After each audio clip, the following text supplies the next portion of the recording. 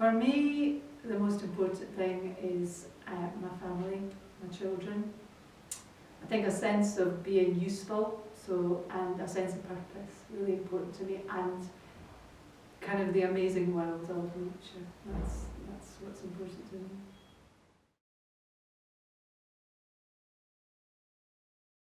Being self-aware, knowing what my values and priorities are.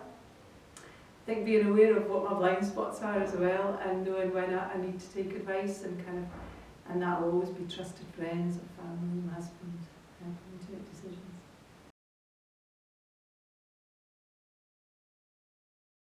What I wouldn't want to happen in the future is to feel that I had lost my autonomy or become a burden on anybody. Or I would always want to think I still had a sense of purpose and I was taking an interest in life. I definitely wouldn't want for my children or family to be burdened with uncertainty about what was important to me and what mattered most to me, what my wishes were.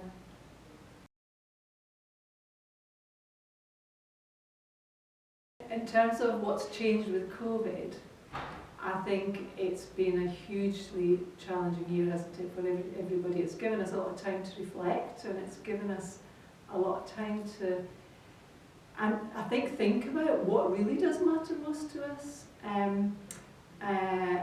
I think that as a result of that, I think it's been very clear that the world's ever changing and that you can't control things. You can't. So I've definitely become more accepting. I've definitely adopted an attitude of acceptance and an attitude of gratitude, which has really, really helped. So I think that's the biggest thing that COVID's done for me. And I'm actually, I think, happier and more settled.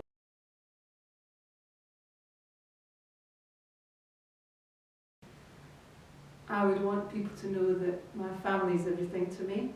I would want to have them around. I would want to be in a place where I felt comfortable, almost certainly at home, where I could have everything that meant everything to me, where I could have a view out onto a garden I would hate to be closed in. I would want people that I love to know they've been loved, and that to make sure that they knew everything about my wishes, so that they didn't feel uncertain or it added to their grief afterwards. I would want to make sure that if it wasn't my family, that other people knew that nature is important to me, the warmth of the sun on my face, the sound of the birds singing, that I like tea, not coffee, that I like orange iced lollipops.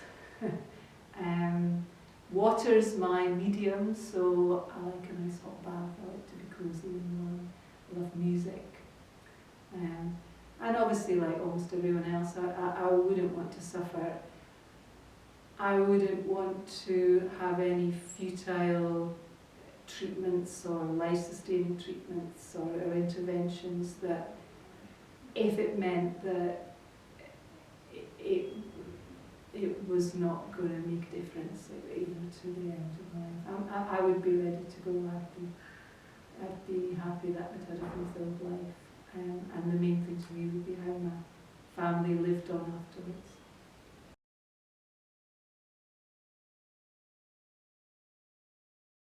Well, I've always been quite open and comfortable talking about death and dying, so I might be a bit strange in that. So I've actually spoken to my husband, my children, we've done our wills, power of attorneys, and in fact I do talk openly about it to friends and close people around me. When I was a GP many years ago, I looked after a man that was coming to end of life and dying at home, and it resonated with me, the situation, because his wife was about my age, their children were about my children's age, and they hadn't made any plans, they hadn't had any discussions. And at the very end, when things as traumatic as they were, they could have been, a lot of the time was taken up speaking to solicitors and financial advisors and all sorts of things. And I said to my husband there, there and then we need to get things in place. We need to talk about this because none of us knows what's round the corner. And I think this year that we've just all been through has shown that for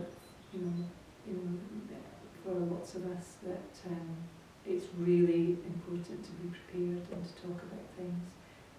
We can't get away from the inevitability of death and dying, but if we prepare for it, it can be a lot easier, and certainly much easier than the people we leave behind.